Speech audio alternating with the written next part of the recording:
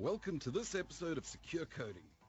Today we look at multi-factor authentication, how to implement proper password controls, and authorization mechanisms. CodeWriter and Supercoder are developers who are serious about web application security. Authentication is the process by which an application determines whether a user or entity is who they say they are. This is usually done by submitting a username and password. Users can be verified using 3 factors. These factors are something the user knows. This is usually a password, something the user has, a security token for example, or something the user is. This includes biometric data such as fingerprints.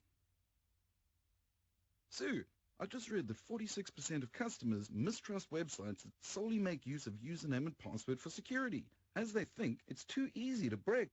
Well, they're right. Especially because most people use weak passwords, which is also why it's better to use strong authentication. You mean strong authentication, as in multiple factor authentication? If you add in something the user has, such as a one-time password token, a smart card or certificate, it's called two- or multi-factor authentication. Applications that are deemed high risk should implement some form of multi-factor-based authentication. One could also add in something the user is, or biometric data, such as fingerprints. When using a combination of these factors, the authentication is considered strong authentication. I've heard that multi-factor authentication, such as one-time passwords, or OTP, also assist in fighting attacks like cross-site scripting forgery and client-side malware. Yes, they really are the way to go, as they make brute force password guessing attacks difficult. The attacker will have to get access to the second factor first, not just the password, which could be weak. How can we decide which authentication methods or factors are appropriate? The decision should be based on the risk rating of the application. The higher the risk, the stronger the authentication should be. Even if a password is good enough as the authentication mechanism, there are some rules you need to know before implementing this. Yes, such as making sure the password is strong enough, right? Generally, longer passwords provide a greater combination of characters and make it more difficult for an attacker to guess. Nowadays, passwords shorter than 10 characters are considered to be weak. The absolute minimum length for any password should be 8 characters, but use longer ones for medium or high-risk applications. Applications should also encourage users to set passphrases rather than passwords, as they can be much longer and easier to remember than typical passwords. Other important points to remember are password expiry, making sure that the password is changed regularly, and the app should remember that the password should be different from the previous 12 passwords used. Users must change their password on first logon and have the ability to change their password anytime by supplying their old password. Changing passwords should be easy, not a hunt in the dark. Also make sure that only administrators have the right to create new accounts. If there is a self-registration process, follow these steps. Use a strong captcha to defend against automated registrations. Ask users to link their registration to an account, such as an email account or cell phone, from where they need to confirm the validity of the address. The link should expire after a while. Don't use the communication address, such as an email, as a username.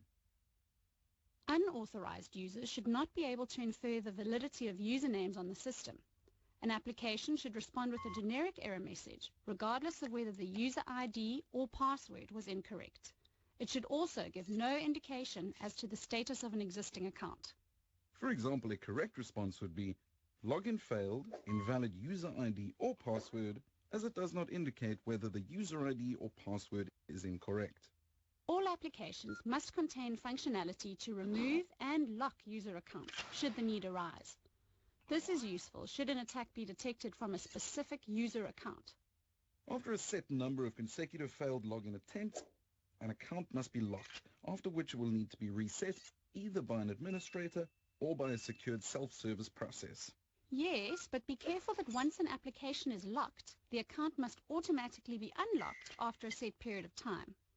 This will guard against a denial of service condition if an attacker tried to lock all accounts.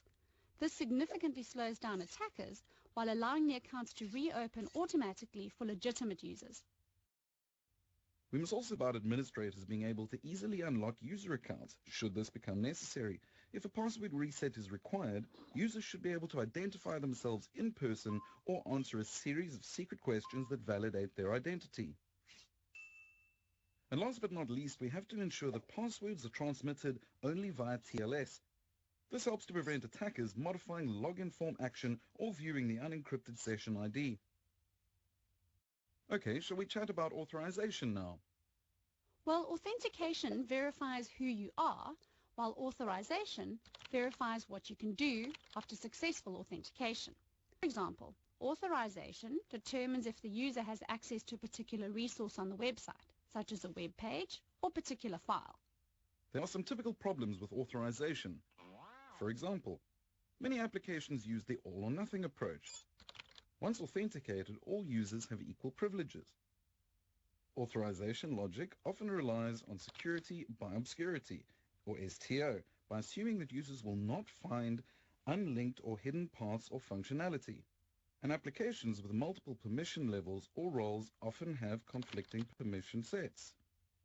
Web and application server processes run as root, administrator local system, or other privileged accounts. Some web applications access the database via SA or other administrative account, or more privileges than required. When an application references objects by their actual name, this is called direct object referencing. Examples include viewing of data by referencing a database using the database primary key, where 3881 is the primary key in the user's database. To implement authorization correctly, avoid the above and start off by thinking about the permissions used. Every action must be validated against the user's role to ensure they have permission to perform that action. This includes all viewing, input, modification, and action of data, and should be validated against an access control list, or ACL. Avoid direct object referencing through database and file mapping tables associated to each user session. Validate any direct object references extensively, for example, regular expressions, and verify authorizations to all referenced objects. Direct object referencing is acceptable in low-risk applications when the primary goal of the website is to deliver publicly available information, such as sales brochures, but only when there is no file upload functionality within the application. If an authorization check fails, the user session should and a generic error message be returned to indicate this. Any authorization failures must be logged. Oh, I've been trying for hours now. I can't crack any of their users' passwords. The passwords are too strong. And they use multi-factor authentication for their admin access. Even when I registered as a user, I couldn't break in any further as the permission levels don't allow me to. Oh man, I give up.